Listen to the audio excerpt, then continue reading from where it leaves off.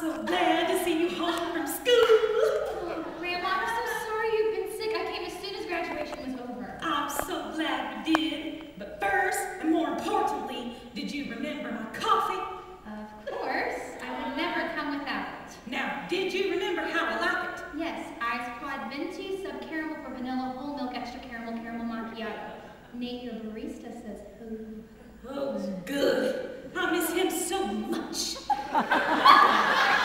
Mimi, Mama says you haven't been feeling good for a while now. What's been going on? Young lady, I do not want to talk about me. I would like to talk about you. Now, I hear we've been having some difficulty. Dish it. I'm so old I never get any good gossip anymore. Mimi, I feel like I'm at this crossroads in my life where there is no right way to go. When I first got to college, I thought I knew exactly what I wanted to do. And I met and fell in love with Thomas, and life just fell right into place.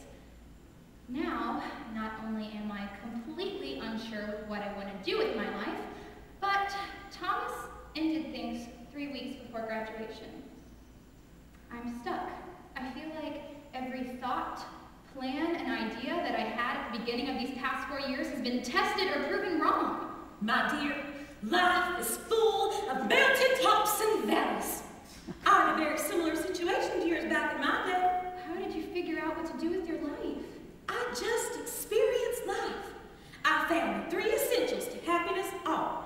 Something to do, something to love, and something to hope for. Without hope, the triumph falters. That what you do has something to do with who you are. It wasn't common for women to go to college back in my day, but I had a passion for performing that burned inside me from when I was a little girl. But didn't you end up staying home and raising a family? I sure did. I found as I grew that gave me joy that far outweighed performing. There is a passage I always read, helping me figure out my way. Here you go, now read it. For everything there is a season, a time for every matter under heaven, a time to be born. But Mimi, I don't want to hear some silly Bible passage. I want to hear your story. If you'll be patient, I'll tell you about it.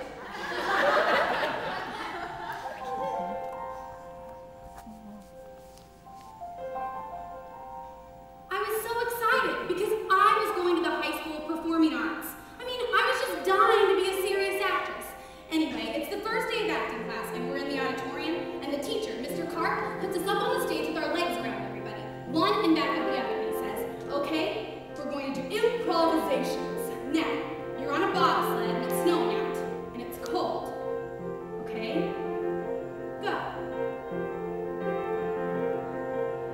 Every day for a week, we try to feel the motion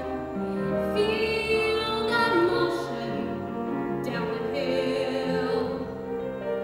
Every day for a week, we would try to hear the wind rush, feel the chill. And I dug right down to the bottom of my soul to see what I had inside. Yes, I dug right down to the bottom of my soul, and I tried. And everybody's going whoosh, whoosh. I feel the snow, I feel the wind, I feel the air. And Mr. Carp turns to me and he says, okay, Morales, what do you feel?